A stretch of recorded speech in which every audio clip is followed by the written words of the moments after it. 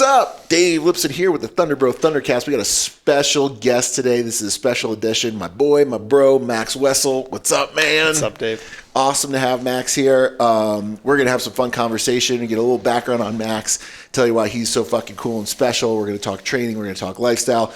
But first off, Max, I'll say the first time I met Max was through my trainer, Alan Waddy Watkins. Yep. And he told me, hey, there's this guy, Max, you guys are going to get along so great. He's this wrestler dude. He loves to train hard. And I'm like, oh, okay, I'm sure there are a lot of people that used to play sports that like to train hard. But first time I met Max, the thing I picked up about him is he's got the switch. He's got the crazy switch. The one where, people start to balk and he revs it up a notch. Really interesting guy, accomplished athlete, accomplished businessman. We've had so many interesting conversations. But let's just start a little bit off with your background, like where you came from, getting into wrestling and college wrestling. Because I don't think, from what I've heard, it wasn't the kind of typical path where you went into high school and you just went to the wrestling team. You actually had some struggles in your collegiate career just to be healthy enough to be able to compete. And it took you a real long time to even get there. But once you did some huge things. Yep. So tell us a little bit about your background. Yeah, so my background is actually originally in Judo. Okay. So when I was 4 years old, my dad put me in Judo because he's a Judo guy. And I did Judo from the time I was 4 until 8th grade. And then in 8th grade, I had a science teacher, Mr. Stanley, who convinced me to go out for the wrestling team. Because for those who don't know, wrestling and Judo are very similar. Judo is a non-striking martial art, so it's only throws and grappling, very much like wrestling. So in 8th grade, Mr. Stanley convinces me to go out for the wrestling team. And I did like the middle school wrestling season, which is like 4 weeks long. 20 matches, and I enjoyed it, but didn't think much about it.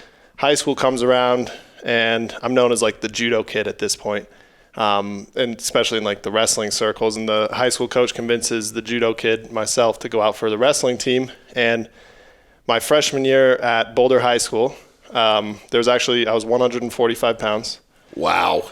Yeah. So you guys don't know, Max is like 265 pounds now. Yeah, so 145-pound max freshman, and there was actually a pretty good 145-pounder at Boulder High at that time named Boots Lover, actually. Boots, that's a great fucking name. God. But he was like a farm boy, tough, and he beat me. So I was junior varsity my entire freshman year. I didn't have any idea how to wrestle. I was just doing Judo out there, and after that year, I was like, I don't like wrestling. I'm going to stick with this Judo stuff, and come my sophomore year, the wrestling coach said, hey, I'm not going to make you stick around and wrestle, but just give it like one more chance. I think you could actually like do big things. At that point, like being a state qualifier was a huge deal to me. Yep. So like be a state qualifier, you could do all these things. And it turned out my sophomore year, I stuck around and ended up having some success in wrestling. And I realized in wrestling, where it wasn't in Judo, if you had success, you were cool. Like the school recognized you. You could get attention from college coaches. So no one really gave a shit about Judo. Not in the U.S. This was something it was something you're doing like outside of the realm of interscholastic athletics. Yes, it was kind of like off to the side doing weekend tournaments somewhere. Exactly. Yeah. Yeah, and especially in the U.S., it's a very small niche sport. But wrestling, you start getting some recognition. The school, like I was in my sophomore year, I was like in the Daily Camera a couple times, the local newspaper. So I was like, this is kind of cool. I'm going to stick with this. So then my whole focus switched from Judo to wrestling and becoming a good wrestler. And so did that background in Judo, and I know he says he had a background as Judo. Your dad was a legit Judo dude, Olympian, Judo right? coach. So he's probably tossing you guys around from the time you were like crawling. Yeah. He was teaching you how to do that stuff. Was there a nice translation of athletic ability coming from Judo to wrestling? Yes. I think being on the mat from the time I was 4 is what mattered. I think it actually, in a lot of ways, helped me because it gave me a unique style in wrestling, and I wasn't burnt out. Like, wrestling was this new, awesome thing come my junior year of high school. Yep. So I was, like, all into it, whereas a lot of kids, by the time they're junior year in high school, they've been wrestling that whole time. They're like, gosh, wrestling sucks. I'm burnt out. So I think in a lot of ways it was an advantage, that background. And then from there, you have a high school wrestling career. Yep. You go on to one of the best wrestling programs in the country. Yep. Right? So you end up at Lehigh University in Pennsylvania. Yep. And it's interesting because like wrestling is in some ways a niche NCAA sport, where there are just some specific schools. They might not be the biggest schools, but they have tremendous wrestling programs. When you get to Lehigh, what happens after that? You get redshirted, you get injured. Yep. Yeah, so I was a redshirt my freshman year, and I was like I was 197 pounder at that point, but like a big 197 pounder. And then the year after that, it was actually, that would have been 2012. It was an Olympic year. I decided to do an Olympic redshirt year for judo. Okay, so what does that mean? Like, you do Olympic redshirt year, that gives you the ability to try to You go basically for the Olympic withdraw team? from school Yep. and just train to make an Olympic team. That's it. And so do you completely, like, are you out of college I was at this out point? of college. I mean, I still lived at Lehigh. Yep. It was my home base where I trained out of, but I also did, like, I went to France. I went to Japan. Like, I was all over the place training. I was competing. So I actually got injured part the way through that Olympic redshirt year. The Olympic dreams went out the door. But that was my true, like, my sophomore year, would have been my sophomore year academically, but I redshirted twice in a row. So I redshirted, then Olympic redshirted, and then I was a freshman. You're like Van Wilder at this point. You're going to Yeah. be like the 7-year undergrad. Right, Cammy? Yep. Where's Cammy at? Oh, shit.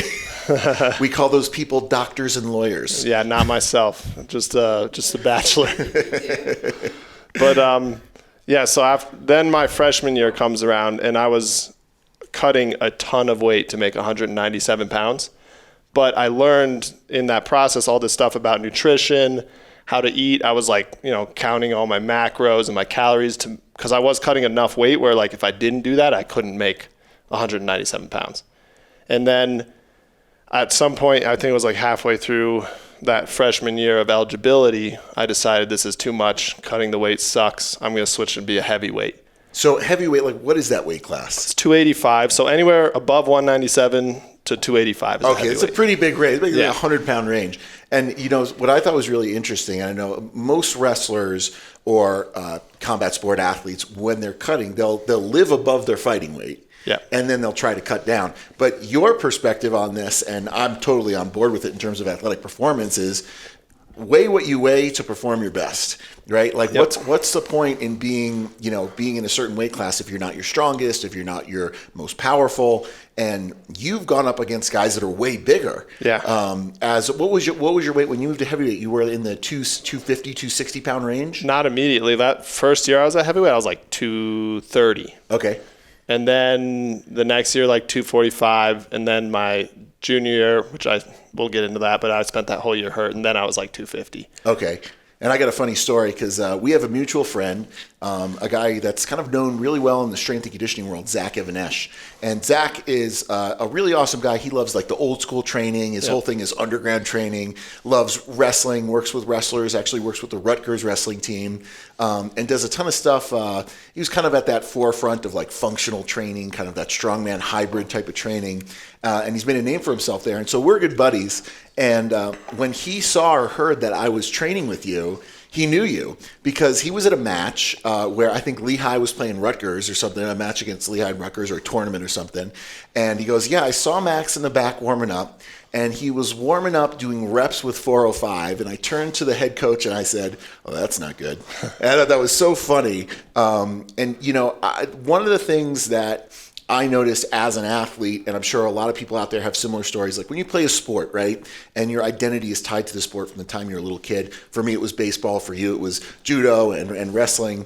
A lot of times when your career's over, when you're no longer wrestling, when you're no longer on the field, you stop training. Like, you're like, okay, I'm done. What's the point of training or suffering more if I don't have something to compete for?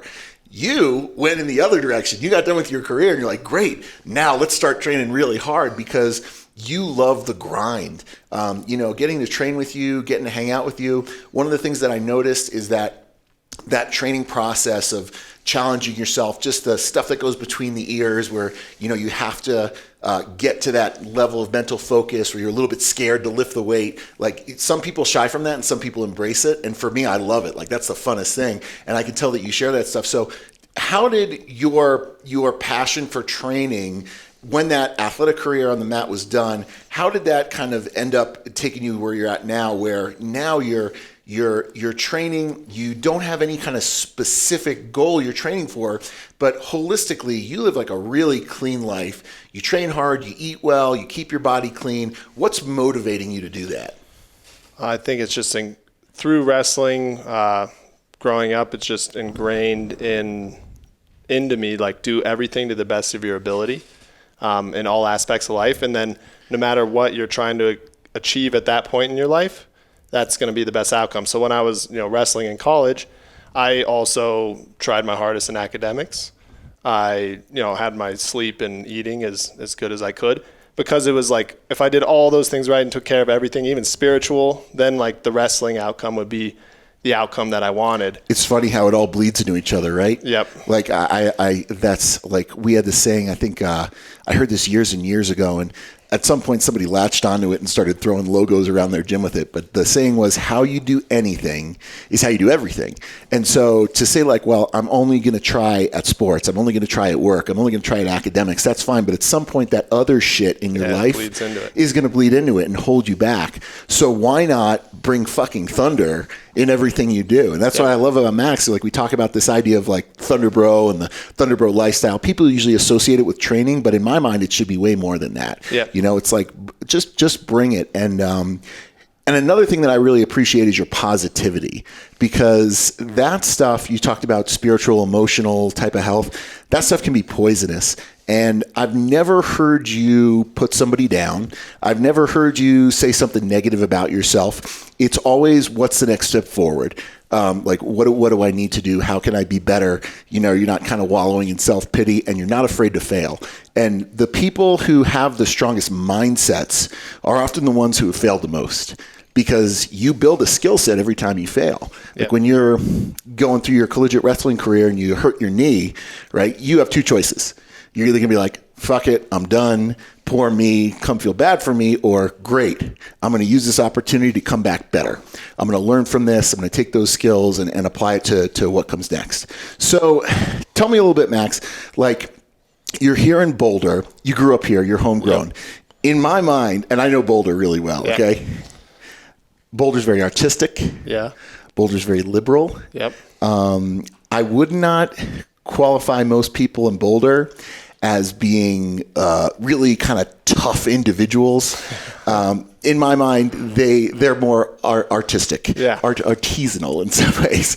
You're not that way. No. What was it like growing up? Like, who was your biggest influence in building these skill sets of mental toughness, of grit? Like, where did that come from? For sure, my family, and in particular, my dad. You talked about him a little bit. He was like Olympic judo coach. So from a very young age, it was instilled in me to be kind of tough and go against the grain. And then I think, if anything, growing up in Boulder perpetuated that. Like, I didn't want to be like everyone else. And it worked out. Like, in high school, I was the wrestler kid, and that's what people knew me for, and that's how I made friends.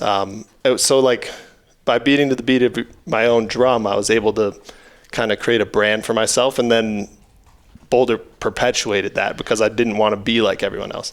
And, it's not saying it in a bad way. It's just the fact of the matter is, there are a lot of privileged people here. Yep. That's just the God's to honest truth. And you can be a privileged person and still be able to earn things for yourself and not have that level of entitlement. And that's the beauty of sports. Yep, like, exactly. Nothing is given to you in sports. It doesn't matter what background you come from, poor, rich, black, white. It doesn't matter. If you work hard, and expect wrestling, CrossFit, similar, baseball, similar, what you work for is what you get. And that's what I love so much about sports, an equal playing field.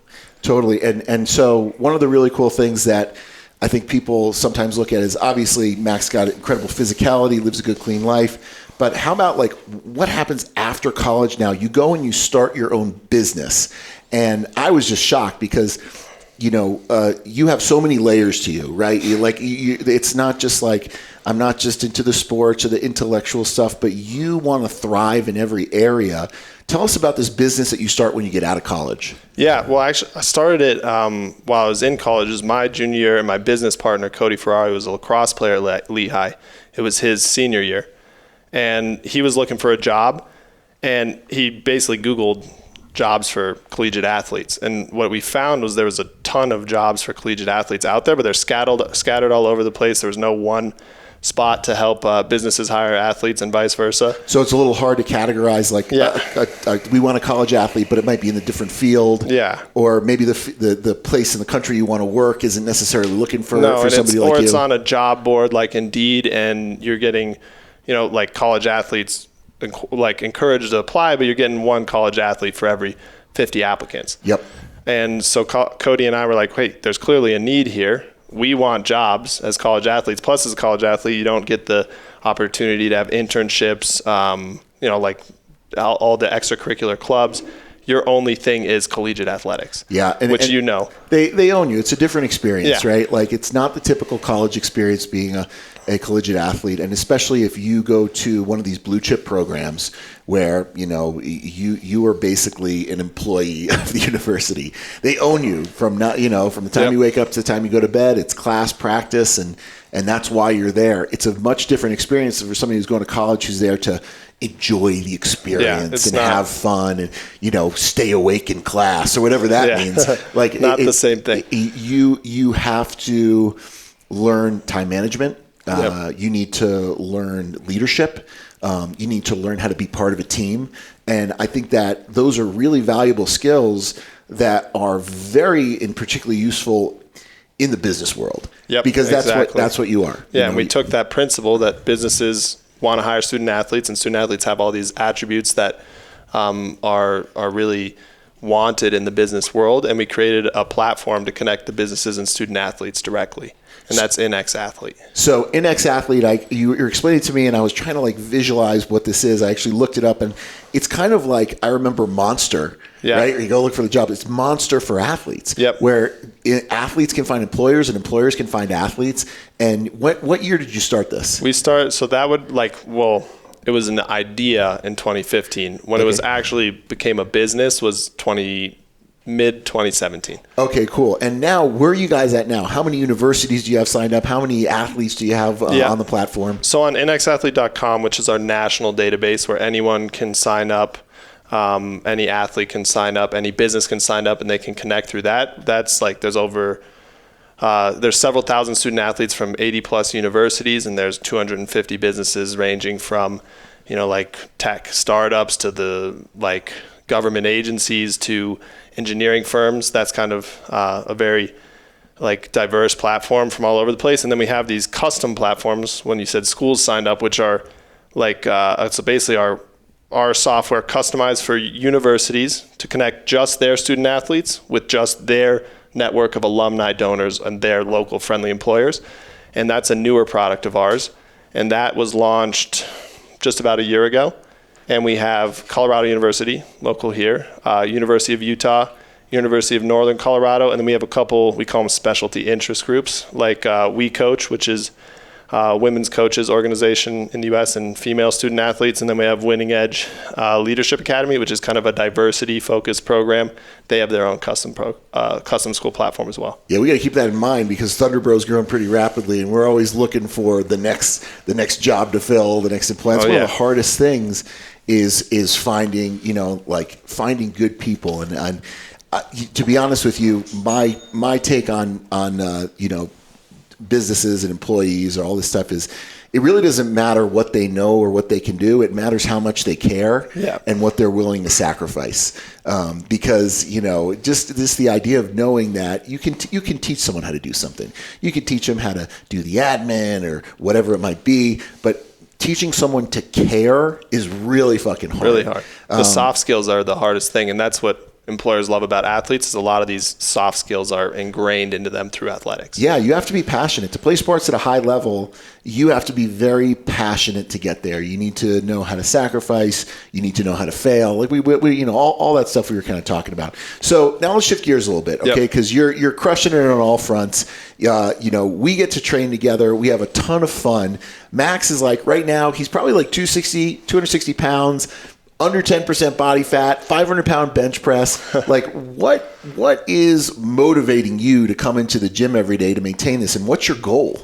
So that's a great question. I think to get back to kind of the all aspects of my life, I want to keep crushing it in the gym and athletics or whatever I'm doing, including business, including spirit, all aspects of my life. So that's currently my motivation, but it has been in the back of my mind. Like when I got done wrestling, my body was beat up to a point where I didn't want to keep wrestling, but I wanted to keep doing something athletically. And I like don't want to let go of that. So like maybe it's a bodybuilding show, maybe it's a powerlifting competition. I don't know exactly what it is, but my focus has been on my business for the past 2.5 years. It's getting to a point where I might have the time or, like just the emotional energy to focus on something like a bodybuilding show or a powerlifting competition. So maybe 2020 is the year for that. Yeah, and I think like one thing people might take away from this, and I know we kind of share the same passion, is like being, meeting the goal, right? Whether it's like winning the bodybuilding show or lifting the weight at the end, that's kind of like the destination. That's a cool reward. But the funnest thing for me, and I know you enjoy it, is that process. Yeah, it's the journey. It's the grind. It's like knowing like, hey, I'm working towards something. You have a purpose in the gym. That training adaptation of, making yourself uncomfortable or asking your body to do something it doesn't want to do and then watching it respond is an addictive thing. The same way people get, addicted to things that feel good. I think we can get addicted to suffering in some ways. Yeah, absolutely. Because like it's a very rewarding process. It's a cleansing process. And I know that for me personally, when I have a lot going on between business and marriage and all the stuff we're trying to kind of juggle, the gym is the one place where I don't have to think about anything. Yeah, it's meditation. Yeah, like what are you going to think? You got hundreds of pounds on your back. What the fuck are you going to think about other than survive, right? And it's a really nice reset. To me, that's like the biggest part of it that I enjoy. That is like, why you do this. Obviously, we have goals, and I got bodybuilding shows coming up. For me, this is being able to walk the walk and set the example for our community, getting credibility in different circles, trying to achieve something at a high level while I can. Because at a certain point, I'm 38 years old. It's going to start going downhill. And speaking of which, this was a really funny story. Max told me, he's like, you went to a doctor out here. And it was, I don't know if it was your regular physician or whether there's a lot of specialty doctors out here in Boulder. Yep. But the doctor takes a look at you and goes, hey, Max, is this au naturel? Yeah. And I think people have a really hard time accepting that, someone like you, and how old are you now, Max? I'm 27. Yeah, so he's a young dude, number one, but has trained his whole life, trains really hard, does everything right. A lot of people have a hard time accepting that there isn't some cheating mechanism going on. Like, how can that be real? It's hard fucking work. Yeah. And you do a great job of embodying that hard work. So I think that's really, really cool. So let's shift gears a little bit. You got a girlfriend. Yep. You live with a girlfriend. Yep. You guys live in a nice house together. Yes, we do. You got a dog. We do have a dog. Awesome. And how long have you been dating your girlfriend? It's been 2 years. And 3 years, excuse me. Alexis is like, she's a gem, right? Cammie did some workouts with her. So you got this awesome girlfriend. Obviously, you guys, you've got it dialed in. You're doing everything right. You see yourself kind of moving towards the marriage end of things at some point? Yeah. I mean, you're really shifting gears here. Yeah, we're going. I thought you said you were going to bring this up as a joke before the podcast. This is totally serious. For real. Oh, man. Yeah, no, definitely. I think we've both talked about it. It's just a matter of the right timing in both our lives. You two guys. Coming up. Yeah, it's coming up. You two guys are so inspirational because, like, Max, you're awesome. When, somebody's like, oh, this is my girlfriend, it's really hard to find two awesome people. But Alexis is fucking awesome too. She is awesome. I mean, she is. She's funny. She's so supportive. She comes to the gym with you. You guys got a really great thing going on. And so when I see young people like this who have all these really great foundational values intact, and this was the story I told you about Wadi, it really makes me hopeful for the future. You know what I mean? Everyone talks shit about the next generation. These guys are so lazy and do that, but you guys are doing big things. You're young, you're successful, you got big plans on the horizon. I think that's really fucking cool. And so tell us, like, in the future, what's next for you? That's a great question.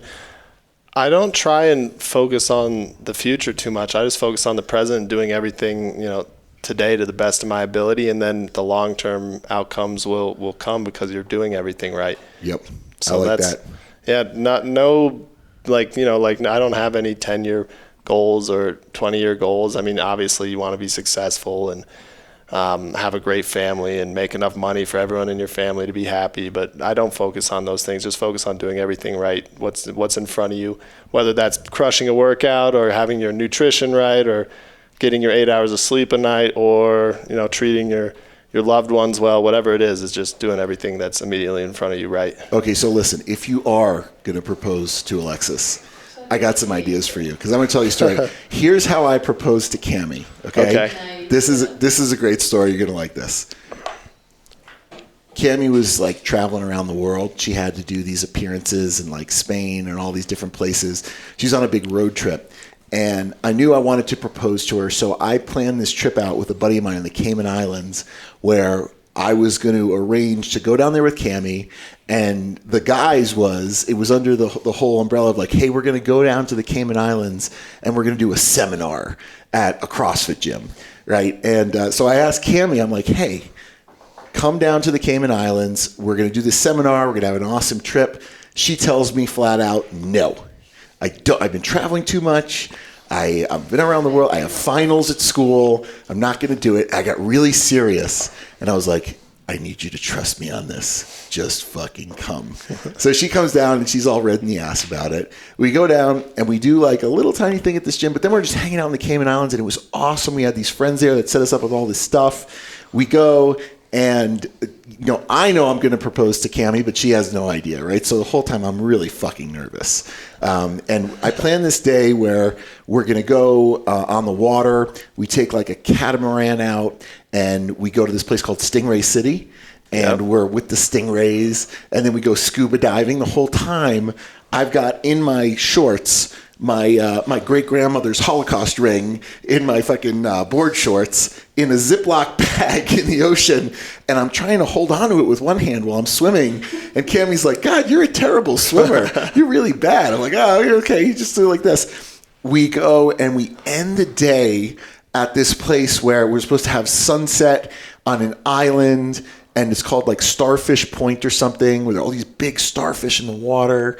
And our friends are like, a quarter mile away on the boat, and we just take a walk down the beach. So we're walking down the beach, like looking in the water, and she's got the starfish, and I turn to Cammie, and I ask her to marry me in French.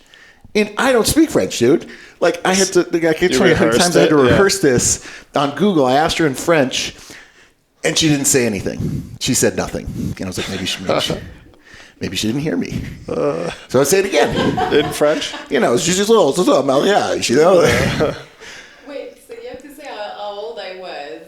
She was 6 years younger than me, just like she is now. Okay. So she doesn't say anything, so I ask her, she goes, hey, will you marry me? And she goes, well, did you ask my dad? And I go, yeah, of course I asked your dad. Don't worry about your dad. I have your dad handled. Will you marry me? And she goes, well, of course I will. And then we walk back to the boat, and she doesn't say anything for the next 2 days. That's rough. Total silence. So bad that when we're driving back on the boat, we're drinking champagne, they're playing music on the boat, and my buddy goes, she's not saying anything. That's not good, dude. It's not good, dude. I was like, oh, man. And we go back to the house, and I think like at some point in the night, I think Cammie, she actually reconciled it in her own head. She's like, okay, this is the last guy I'm going to ever sleep with. All right, this is happening. This is it. Yep, and that was the marriage story. Now, I thought it was going to be like the movies, right? I thought it was going to be like, yes, 1,000 times yes. It was not like that at all, dude. It was not like that at all. It was more like when I proposed, it was pretty fucking terrifying, to be honest with you. It reminded me so much of like if we had a plate or a platter and I ripped out my own heart and I put it on the platter on like a bed of lettuce and I just handed it to her and I just said, please don't kill me. That's kind of what it was like. But best decision I ever made. Yeah. And when you find the one, you just fucking know. I knew from the time I met Kim, we were going to get married. It was just a matter of like, how are we going to make that happen? And it was really funny to me how we're in different places, right? Because I was older. I was 6 years older. I knew I was going to propose to her. She was completely blindsided by it. Although, in my defense, I asked her to marry me every single day for the first year. Like, without doubt. I'd wake up in the morning and be like, hey, let's get married. And she thought it was a joke. It was kind of a joke, but I was serious too. And that was our proposal story. So my point is, if and when that time comes, don't be thrown by how your significant other reacts. Well, I appreciate that. Because you've had, like, when I was just, I had months to prepare for this. I was like, okay, I got the plan. I know what I'm going to say. I'm practicing in French or whatever it is. But then it's I guess depending on how you deliver it, if it's a shock, oh man. Not like Hollywood totally fucks you over with those expectations. I was like, come on, this is not how it happens in the, what were some of those movies? Well, you set the bar high though with the Cayman Islands and the beach walk, and yeah, that was a whole plan. So let's plan your proposal, dude. Let's go. What is it? We can't do it on the radio. We can't do it on a podcast. She's not allowed to listen to this. No. We'll do that in secret. I like the one where it's like, who would put a fucking diamond ring in something you could eat? That's a terrible idea. Yeah, that's never good. Right? Like, who are you going to eat here's the dessert. You fucking spit up your grandmother's diamond? That's a terrible idea. They're really cool. Yeah. Well, I love both you guys. You're both awesome. I know. Thank you. If and when that day comes, it's gonna be super awesome. And thank you so much for coming on.